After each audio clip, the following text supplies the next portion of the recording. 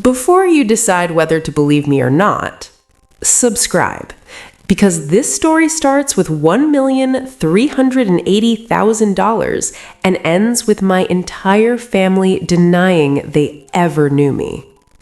The day I asked where my money went, my mother said, "You were never supposed to ask that question." That's when I knew I was never part of the plan. My name is Rachel. For most of my adult life, I believed being useful meant being loved. I was wrong. I grew up in a family where money was discussed in whispers, but expectations were screamed. My parents struggled early, my older brother struggled constantly, and somehow I became the solution to both. When I got my first high-paying job, my father hugged me and said, "You're going to save this family." At the time, I thought it was pride. It was pressure. The first request was small, $12,000 to cover a loan. I sent it without hesitation. The second was bigger, $45,000 for a business investment for all of us. Then came emergencies. Medical bills, tax issues, mortgage gaps. Every time I helped, because they always said the same thing. This is temporary. This will come back to you. This is for the family. Over 11 years, I transferred $1,380,000.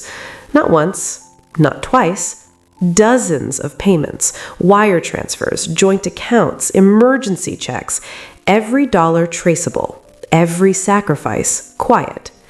I didn't buy a house. I didn't travel. I didn't start a family because I was building one.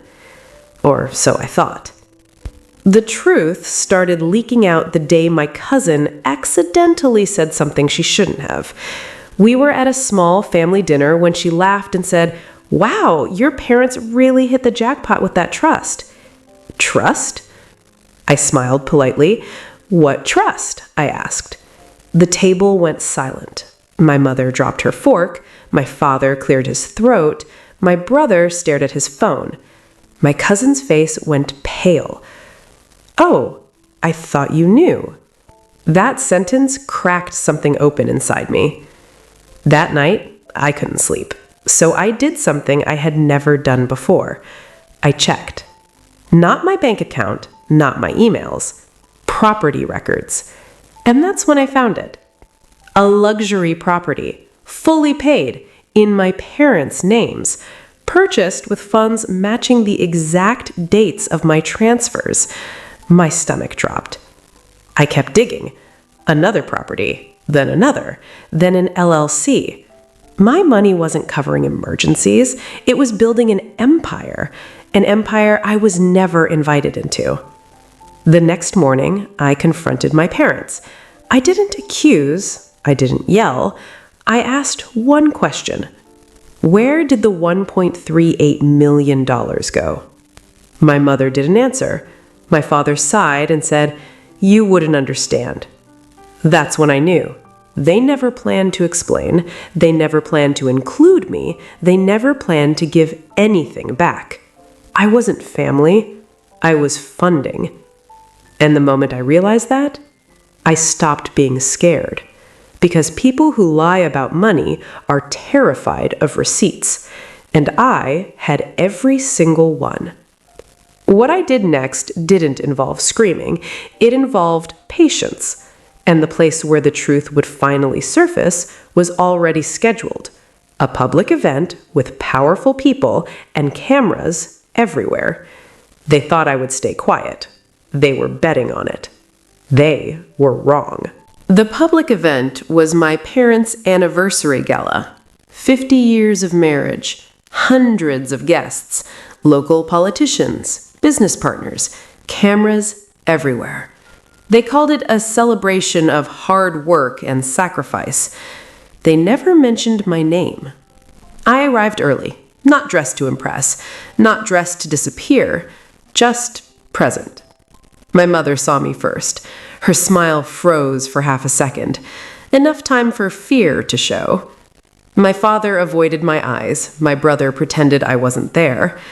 The room buzzed with laughter, but all I could hear was numbers. $1,380,000. Every dollar I sent, every promise they made, every lie they told. When the speeches began, my father stepped onto the stage. He spoke about struggle, about building something from nothing, about family values. People applauded. Then he said, "We are proud of what we've built together." That was my moment. I stood up.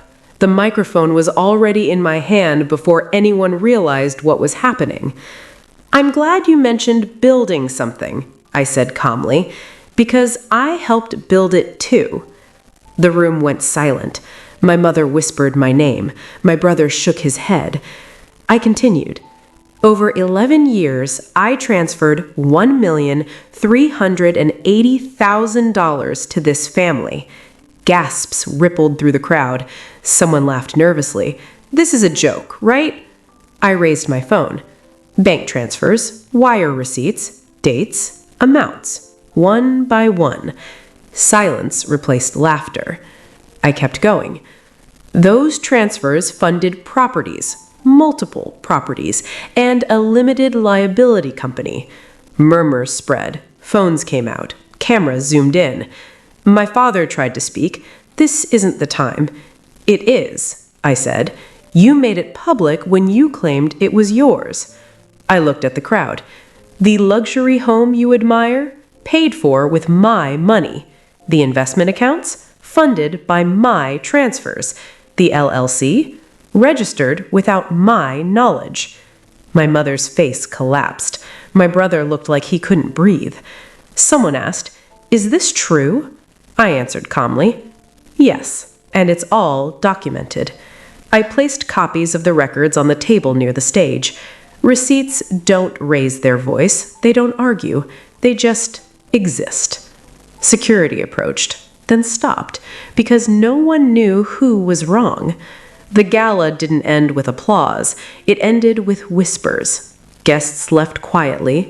Business partners avoided eye contact. Sponsors pulled away. That night, my phone exploded with messages. My mother begged. My father demanded I stop. My brother accused me of jealousy. "You're destroying everything," he wrote. I replied once, "You destroyed it when you spent money that wasn't yours." Then I stopped responding. The legal process was slow, but money leaves trails. Property purchases, shell companies, hidden accounts. Every dollar pointed back to me. The ruling came months later.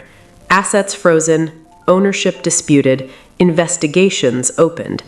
The empire they built with my silence collapsed under its own paperwork. My parents lost more than money. They lost credibility, reputation, control. My brother lost protection, excuses, cover. And me? I didn't gain revenge. I gained distance. Distance from lies, distance from manipulation, distance from people who saw me as an account number. I rebuilt quietly, on my terms. I learned something important. Silence doesn't keep the peace. It only delays the truth. If you're listening to this and something feels familiar, check the numbers, check the documents, and check who benefits from your silence. And if you stayed until the end, subscribe. Because stories like this aren't just about money. They're about finally taking your life back.